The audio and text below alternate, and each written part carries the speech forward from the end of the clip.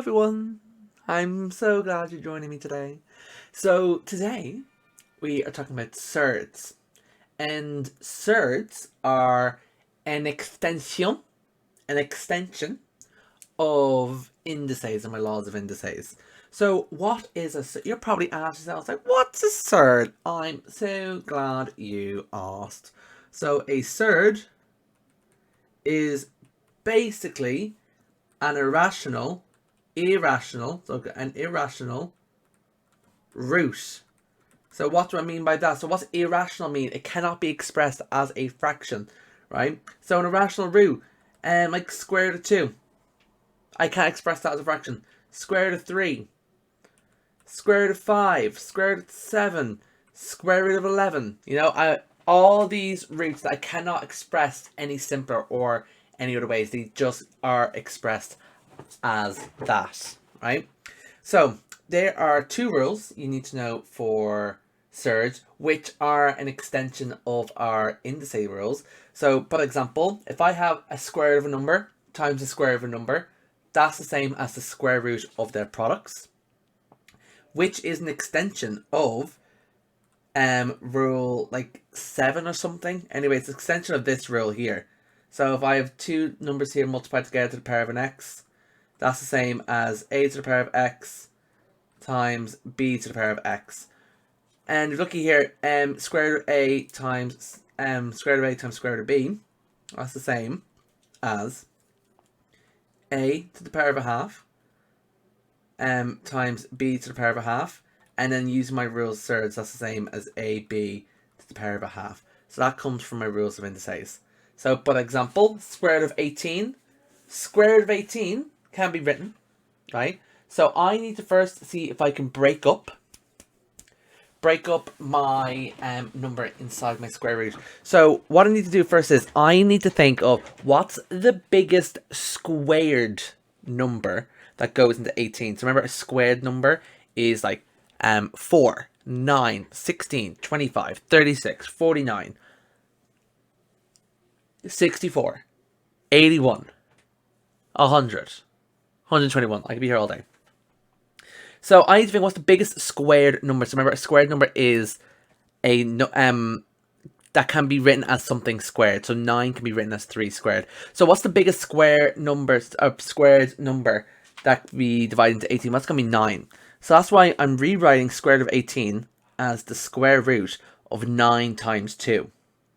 And using rule 1 there, I'm able to say square root of 9, square root of 2. So square root of 9 times 2 is the same as square root of 9 times square root of 2. We know square root of 9 is equal to 3. So that would be 3 times square root of 2, which is just 3 root 2. So in this case, we're kind of treating our root 2 as we would an x in algebra. Now, as in, I can write 3 square root 2, and that means 3 times root 2, and it doesn't mean anything else. Then the second rule, again, comes from indices. So if I have the square root of a number divided by the square of another number, that's the same as the square root of the two numbers divided by themselves. So, looky here. So I have the square root of 28 divided by 7. So I can break that up as the square root of 28 all over square root of 7. Now I need to think what's the biggest square number that goes into 28. That's going to be 4. So I'm going to have the square root of 4 times 7. And I can write that as, from rule 1, as square root of 4 times square root of 7. All over square root of 7, which is going to equal square root of 4, which is going to equal 2. So there are just the two rules you need to know. So they all come from indices. Again, what's the point of me telling you rules? Let's just do them ourselves. Right, so these are questions you could be asked. So simplify the square root of 50 plus the square root of 8 plus the square root of 32 without using a calculator. Now, use your calculator to check your answer. Do not, I repeat, do not just take that sum, shove it in your calculator, get an answer, put it down in a box and highlight it, because you're going to get a what? Big fat 0. Yeah, big fat 0. So I need to first now simplify this as best I can. So let's start. Square root of 50. What's the biggest square number that divides into 50? It's going to be 25. Because 25 is 5 times 5. Because the next square number after that is 36, and 36 doesn't divide into 50. So the biggest square number that divides into 50 is 25. So I can write square root of 50 as the square root of 25 times 2. Then using law 1, so law 1, that's the same as square root 25 times square root of 2, which is 5 root 2.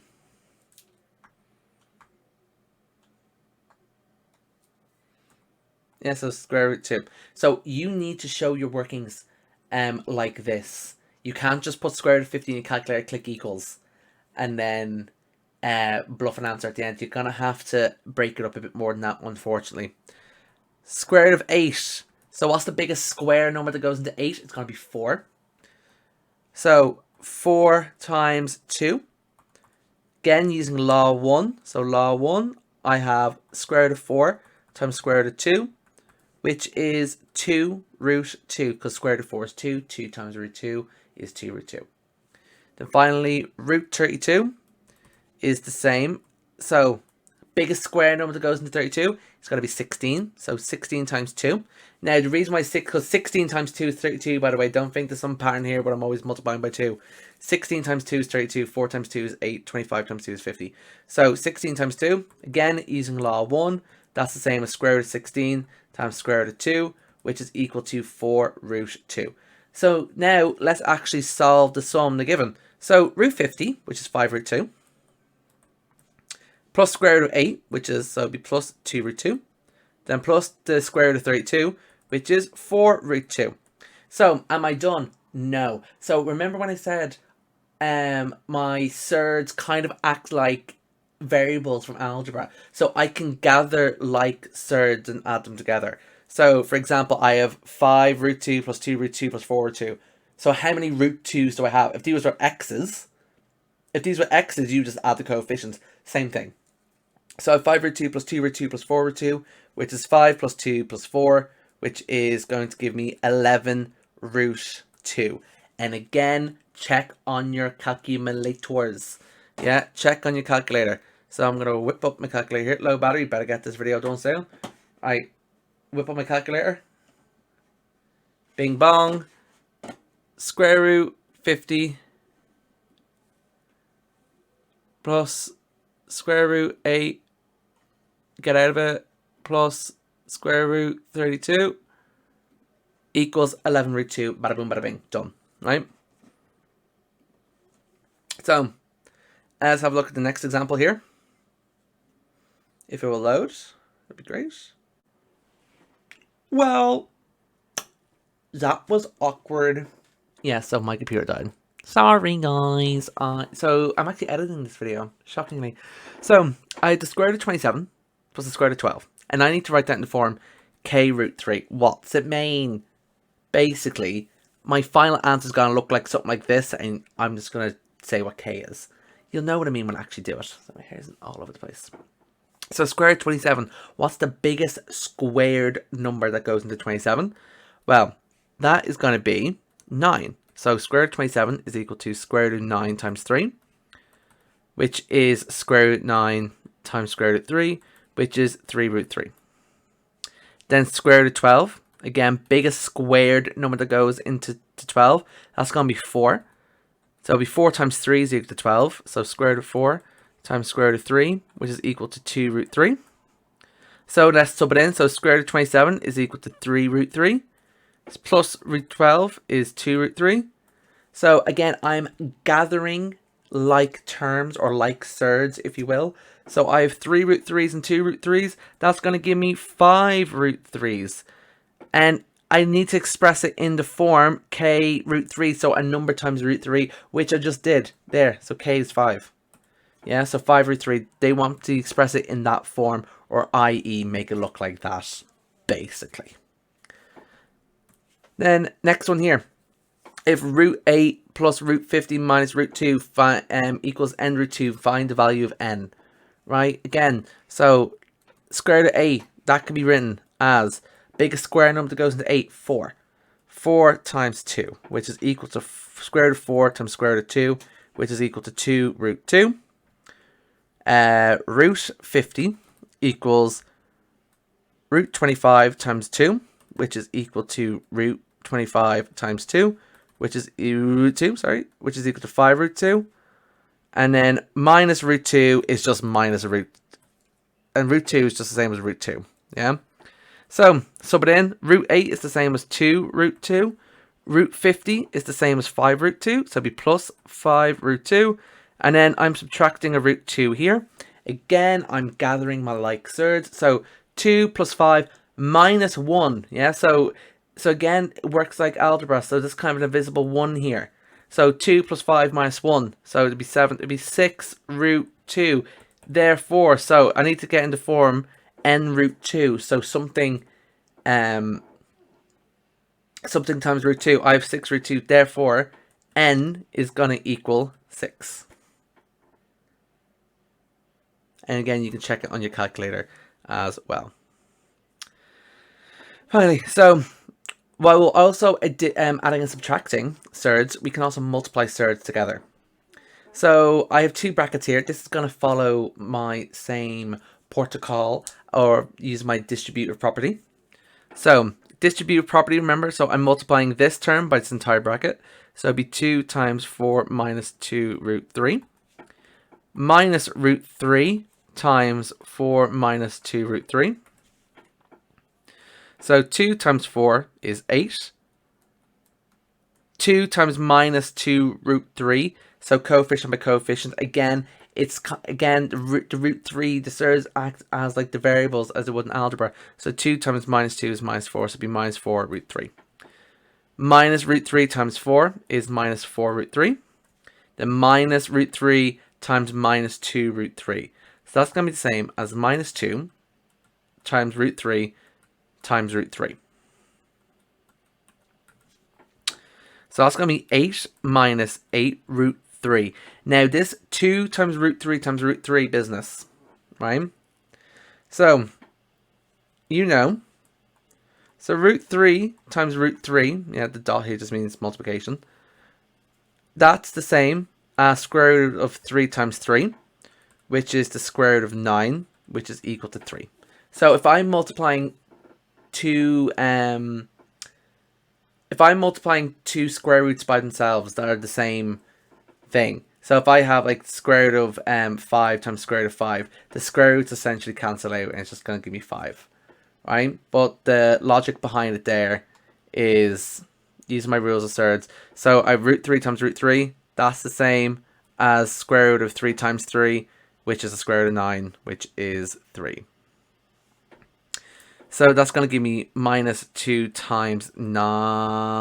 Oh my god. Sorry, not that. It's going to give me 3. Which is 8 minus 8 root 3 minus 6. Which is 2 minus 8 root 3. And I cannot simplify that down any more. That's my final answer. Again, put it in your calculator to check. So let's just do a few more examples to wrap up this video. So using the laws of surds, simplify each of the following. So root 12 plus root 48 plus root 5. So without using my calculator, so root 12, the biggest square number that goes into 12 is 4. That's going to be the same as 4 times 3, which is root 4 times root 3, which is 2 root 3. Root 48, the biggest square number that goes into 48 is 16.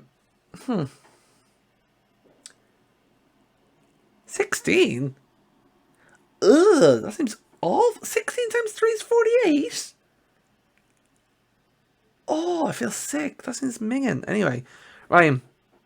That's the same as 16 times 3, which is square root of 16 times square root of 3, which is 4 root 3. And then root 75 can be written as root 25 times 3, which is root 25 times root 3, which is 5 root 3. Sub them all in. So root 12, so it'll be 2 root 3 plus 4 root 3 plus 5 root 3, which is 2 plus 4 plus 5, which is 11 root 3. And that's my final answer. And again, you can sub it in your calculator to check. And then finally, here's one more example here. I have 7 root 20 plus 4 times root 45. So again, let's simplify my square roots. So root 20, the biggest square number that goes into it is 4. So it'd be 4 times 5, which is square root of 4 times square root of 5, which is 2 root 5.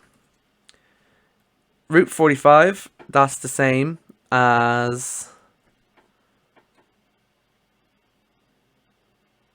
9 times 5, had to think about that for a second, which is square root of 9 times square root of 5, which is 3 root 5. So now I have 7 times root 20, which is 2 root 5, plus 4 times square root of 45, which is 4 times 3 root 5. 7 times 2 root 5, again, coefficient by coefficient, variable by variable, or surd by surd. So 7 times 2 is 14. So it'd be 14 root 5 plus 4 times 3, which would be 12 root 5, which add them together is going to give me 14 plus 12 is 26 square root of 5. And that's going to be my final answer there. Again, you can sub it in your calculator to check. Right, hope this video was some sort of help. I know some people are asking for it. Yeah, anyway. Merry Grillman. Peace.